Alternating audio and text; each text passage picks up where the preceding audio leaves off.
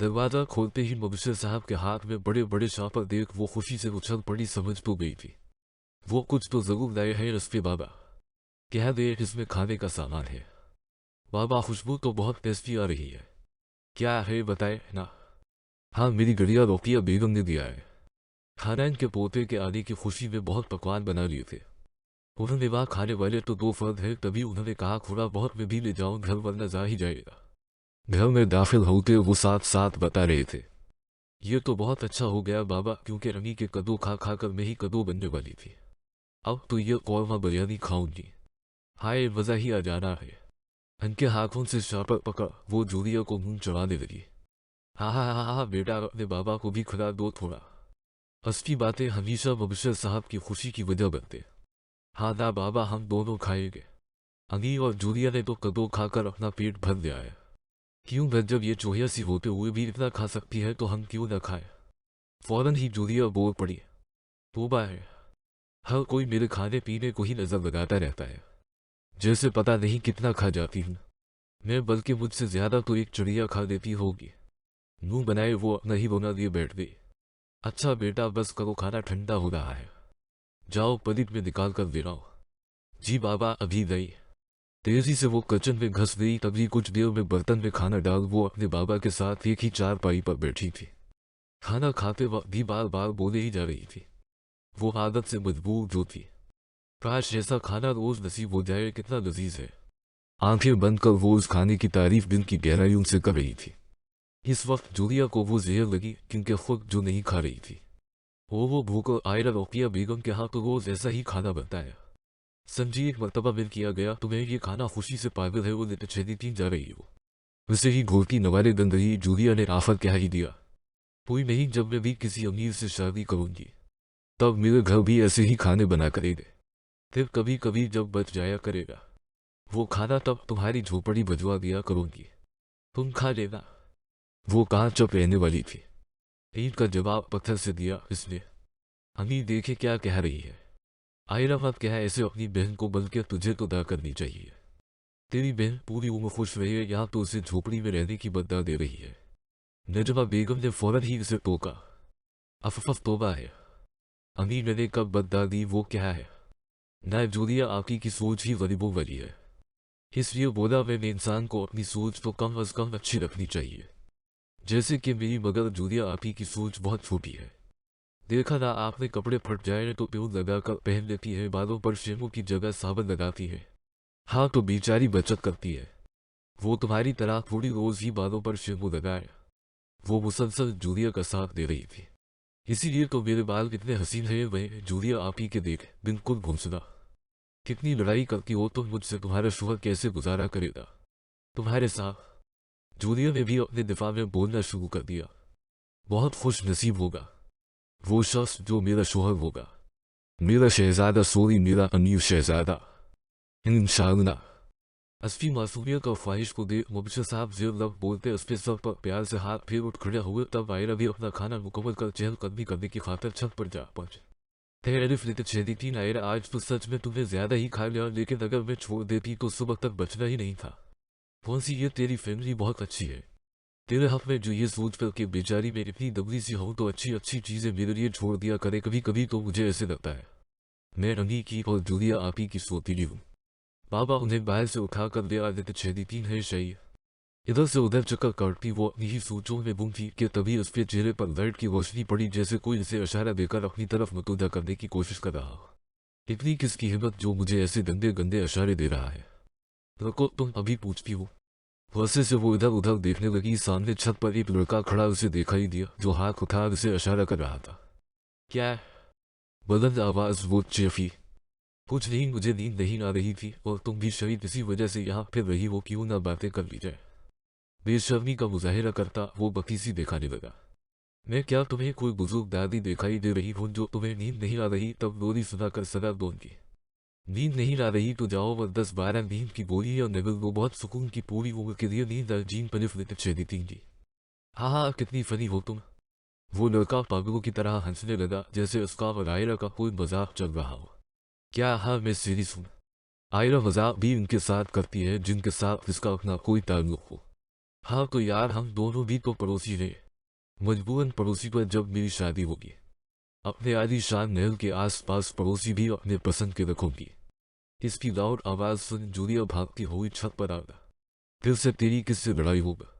लड़ाई नहीं, ये नंगुदा कह रहा है, मुझसे बात करो हद होगा। उसका पूरा चेहरा ही सूख पड़ चुका था वसे की ज्यादती से। अच्छा अच्छा तो चल नीचे आकर सो जा, दफा कर इसे। रात के पहर तमाशा ना हो जाए इस डर से वो जबरदस्ती आयरा को नीचे लाने लगी। अब तो वही करना पड़ेगा, वरना हर जगह मुझे टार्चर होना पड़ता ही है। क्या नसीब है मेरा, कैसी कैसी शक्लें देखनी पड़ रही है। पाँव पटकती वो नीचे चली आई जबकि वो लड़का कहका लगाए हंसने लगा। मेरी प्यारी आयरा, तुम्हारा शहजादा तो मैं ही हूँ, बचपन से तुम्हें पसंद करता हूँ, शादी भी तुम ही से करूँगा। न जाने कल खुश फहमी उन्हें न बतला था। रूटीन के मुताबिक अगली सुबह जब मुबशिर साहब रोकिया बेगम के घर गाफिलत शदीदीन हर तरफ काफ़ी गहमा गहमी दिखाई दी उन्हें। सब काम सही से होने चाहिए, वह मेरे पोते के आने की खुशी में दावत है। शाम को हमारे घर मुबशिर तुम आ गए, मैं लिस्ट दे रही हूँ इन सब लोगों को रात 7 बजे का वक्त देकर इन्वाइट कर दो, और हाँ तुम भी अपनी पूरी फैमिली को लेकर आ जाना। ठीक है मैडम, लेकिन पूरी फैमिली यहाँ अमीरों की दावत में क्या करेगी? वो बक कैसी बातें कर रहे हो, तुम मेरे लिए खास हो, तुम सबसे ईमानदार इंसान मेरे अपने जैसे ही हो तुम, इसी वजह से तुम्हारी फैमिली भी तो मेरी अपनी ही हुई, आज मैं भी मिल लूंगी इनसे। जी मैडम जी, मैं ले आऊँगा। हर बार की तरह वो सब झुकाए हामी भर गए। नहीं, पहले सारी तैयारियां व काम करो, सब इंतजाम तुम्हें ही करवाना है, जानते हो ना, सब बिल्कुल परफेक्ट होना चाहिए। फोन करके घर वालों को कह दो, वो तब तक तैयार हो जाए। ठीक है मैडम जी। उनके हाथ से लिस्ट लिए वो घर से बाहर निकल सबसे पहले अपनी बेगम नजमा को कॉल करने लगे। शाम तक तुम सभी तैयार हो जाओ, रोकिया बेगम बुला रही है दावत पर तुम सबको भी। हमें क्यों अमीरों की दावत पर बुला रही है? वो आदत से मजबूर वो बात की तह तक पहुंचना चाहती थी। वो हो नजमा बेगम, ज्यादा वक्त नहीं है मेरे पास, समझ लो फारिस साहब इनका पोता जो पाकिस्तान आया है, इस खुशी में है दावत सबको बता रही है वो, इसलिए मुझे भी कह दिया। तुम भी ना कितने सवाल करती हो, बस तैयार हो जाओ और बच्चियों से भी कह दो। कहने के साथ ही उन्होंने कॉल काट दी। वही ये बात जब आयरा को पता चली खुशी से नाचने लगी थी। मुझे आज मेरे ख्वाबों का शहजादा मिलने वाला है। हाय अल्लाह, मुझे तो यकीन ही नहीं हो रहा, इतने अमीर लोगों की दावत पर मैं जाऊंगी। अमीर अमीर लोग आए होंगे तब मेरा टकराव होगा, एक हसीन अमीर लड़के के साथ में गिरने वाली होगी, वो मुझे पकड़ लेगा, फिर नजरों के आपस में तसादम के बाद मुझे वो करेगा। पर मुझे अलिफ लेती में तो अभी से ही पागल हो गई हूँ खुशी में, खुद से ही वो क्या क्या सोचे जा रही थी। तोबा है, तुम तो सिर्फ जेबी को भी काट दो, फैरी पुलाव बनाना बंद करो और फजूल बातें कम करो, तैयार हो जाओ। हाँ हाँ अम्मी, मैं नहाने जा रही हूँ। भाग कर वो बाथरूम में धंसने लगी कि जूलिया झट से बोल पड़ी। नहीं नहीं प्लीज, पहले हमें नहाने दो, एक ही तो बाथरूम है। सकता तुम तो पूरे 5 घंटे लगाकर वापस आती हो, पता नहीं करती क्या हो, कितनी देर सारा पानी खत्म कर देती हो। वह मुझे बालों को आधा घंटा शैम्पू लगा कर रखना पड़ता है, तभी तो इतने हसीन है। जो करना है कर देना, लेकिन पहले हमें जाने दो। ठीक है ठीक है, जाओ। इंसान को गरीब भी नहीं होना चाहिए, और अगर गरीब हो भी तब बाथरूम 2 होने चाहिए। बरबराती वो जाकर सहन में बिछी चारपाई पर बैठ गई। शाम तक वो मुकम्मल तैयार होकर बालों को बना रही थी, तब जूलिया उसके करीब चली आई। यार आयरा, अपनी कोई पोनी ही दे दो अच्छी सी। वाह, अब वो भी तुम्हारे पास नहीं है, क्या हद हो गई वैसे। हाँ तो क्या हो गया, तुम तो ऐसे कर रही हो जैसे तुमसे मैंने तुम्हारा खजाना मांग लिया हो।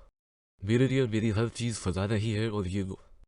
सबसे पुरानी और गंदी सी पोनी उठाकर उसने जूलिया की तरफ फेंक दी। ये लो गरीब औरत, ये क्या है, इससे अच्छी तो मेरे पास है। हाँ तो ठीक है, फिर वो लगा लो। कितनी बदतमीज हो तुम, जो समझना है समझो। आज मैं अपना मूड खराब नहीं करना चाहती, एक तो पहले मुझे प्रिंसेस वाला फराक नहीं लेकर दिया, मुझे मेरा शहजादा कैसे मिलेगा? कोई नहीं तुम्हारे जैसा गरीब शहजादा को वहां मिली जी मलिफ लेते छेदी पींदा, अल्लाह ना करे। जूलिया की इस जलन का जवाब वो देती जरूर अगर जो मुबशिर साहब घर में दाखिल ना हुए होते। तैयार होगा तुम सब? हाँ बाबा हो, गाफिलत छेदी 3 बजे जाएंगे। रोकिया बेगम ने मुझे गाड़ी देकर भेजा है, उसमें जाएंगे। क्या बाबा सच में हम गाड़ी में जाएंगे? बड़ी वाली है। हाँ हाँ चल कर खुद देख लो। अनुजा आज तो मेरी किस्मत ही खुल गई, चले जल्दी बाबा वरना मेले के गरीब बच्चे हाथ लगा लगा कर गाड़ी गंदी कर देंगे। हाँ हाँ हाँ, चलो बच्चों। निजमा बेगम को घर ला करने का कहते हुए वो आयरा और जूलिया पुलिया खुद घर से निकल पड़े। गाड़ी के पास जाते ही मुबशर साहब के साथ फ्रंट सीट पर वो जाकर बैठ गए और फिर जूलिया से कहा, क्या हवा दरवाजा खोलना नहीं आ रहा? क्या हाथ वो गरीब लड़की रखो। अपना बदला पूरा करते उसने जूलिया को दरवाजा खोल कर दे दिया। हाँ हाँ, तुम तो बातें ऐसे कर रही हो जैसे बचपन से गाड़ियों में ही घूमी हो। घूमी नहीं हूं, लेकिन पता तो है।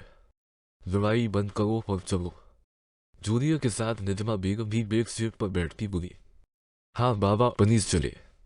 वो अपनी तस्वीरों पर तस्वीरें बनाए जा रही थी। कितनी हसीन लग रही हूँ मैं आज। ऑफ का ये नजर ही ना लग। जीन मेरे लेते चहदी थी मुझे, मगर ये अच्छा हो गया जो काले रंग के कपड़े पहनने हैं वो लेते चहदी तीन है। मैंने खुद से ही बातें करती वो शिद्दत से सफर के खत्म होने का इंतजार कर रही थी।